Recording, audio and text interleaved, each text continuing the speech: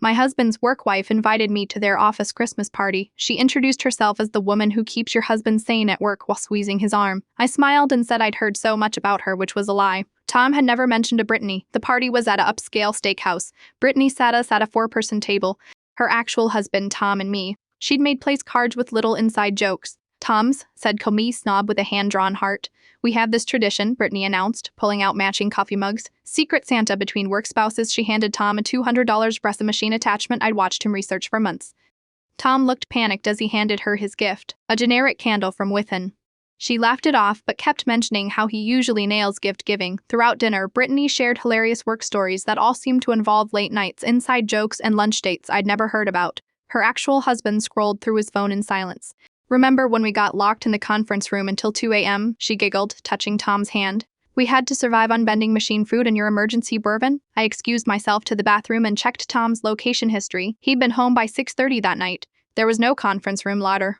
But there were 47 lunch charges at the same collision over the past 3 months. When I returned, Brittany was showing photos from their work trip to Denver. Tom had told me that trip was canceled. In the photos, they wore matching company polos I'd never seen, doing an escape room with 2 other colleagues who mysteriously weren't at this party.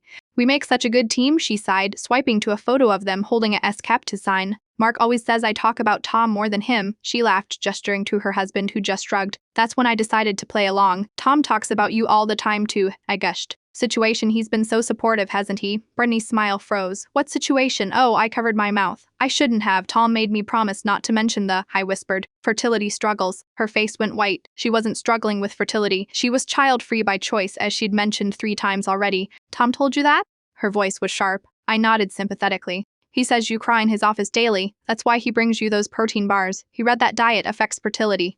Tom kicked me under the table. Brittany turned to him, eyes narrowing. The temperature at our table dropped 20 degrees. He's so thoughtful, I continued. He even downloaded that ovulation app to help track your cycles, shows me the chart sometimes. We pray for you together. Her husband looked up from his phone for the first time all night.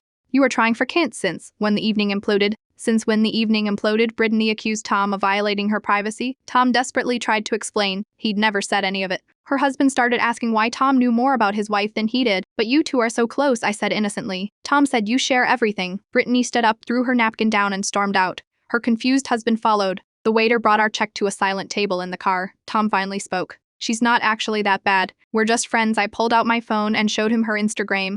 3 months of photos of their lunches tagged work husband and wife, the Denver trip photos. The one where she's wearing his jacket with the caption, "What's mine is mine and what's his is also mine."